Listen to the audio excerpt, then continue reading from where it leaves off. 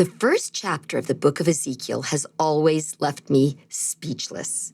And that is a major achievement, as I am one inclined to many words. Ezekiel was a prophet of visions. He faithfully recorded these visions, no matter how wild or improbable they may have seemed.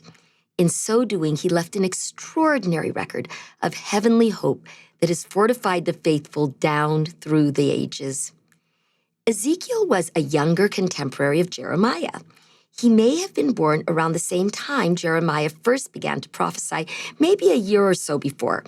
Unlike Jeremiah, it is believed that Ezekiel came from the elite class of priests descended from Zadok. This inner circle of respected leaders in Jerusalem were among the first deported to Babylon when Nebuchadnezzar lay siege to Jerusalem in 597 BC.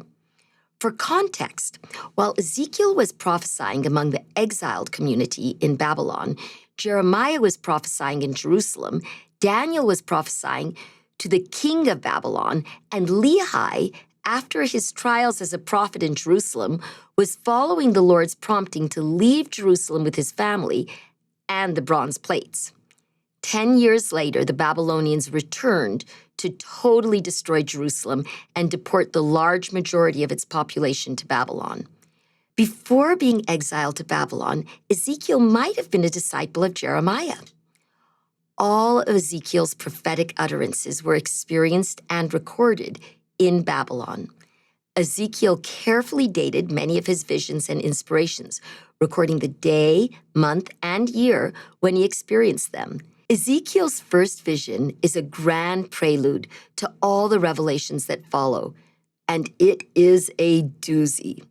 This vision is swept in by a whirlwind from the north. The word for wind in Hebrew is ruach. The same word is used for breath and spirit. Many of Ezekiel's visions are initiated by wind or the spirit.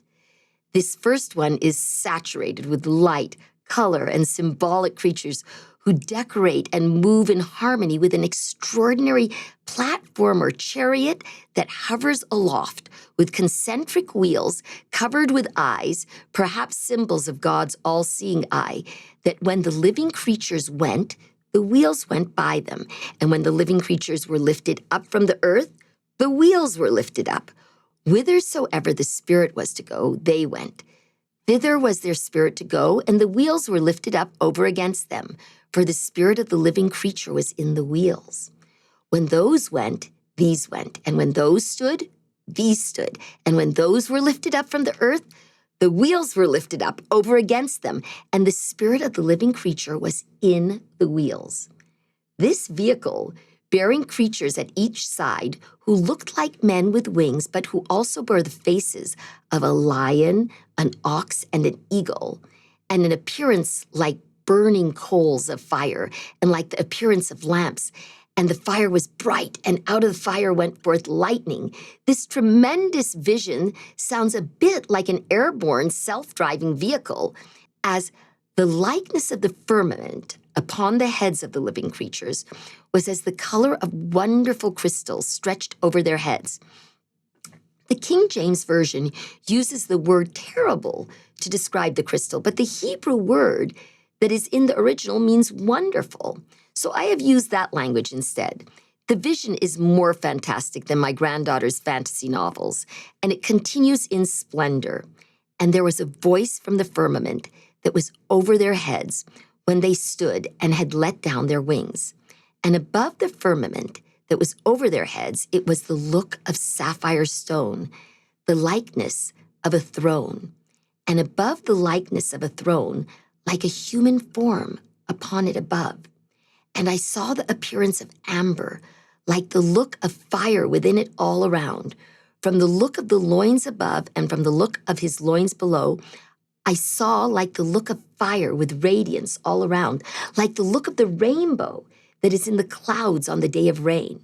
This was the look of radiance all around, the look of the likeness of the glory of the Lord. And I saw and fell on my face and heard a voice speaking. And thus concludes this stunning first chapter of Ezekiel, a vision of light and rainbow-infused color, from whence speaks the voice of the Lord, The King James Version records it like this: "As the appearance of the bough that is in the cloud on the day of rain, so is the appearance of the brightness round about. This was the appearance of the likeness of the glory of the Lord. And when I saw it, I fell upon my face, and I heard a voice of one that spake." I must confess that when I first read this vision of Ezekiel's as a child, it was weird, even a bit terrifying to me. But reading it now, it is awesome. No modern-day fantasy can outdo the wondrous spectacle that Ezekiel faithfully records. His vision often uses the word likeness, or the appearance of, to clarify that it is only possible to describe it in metaphors or with similes. This effort to capture what was seen in words can only be approximated because it was more glorious and fantastic than humans can quite describe. What a brilliant prelude this is to a book packed with visions that, along with astonishment, gave hope, admonishment, counsel, and understanding to the exiled people of Ezekiel's time. Please read this extraordinary record. It is saturated with insight and revelation for our time as well.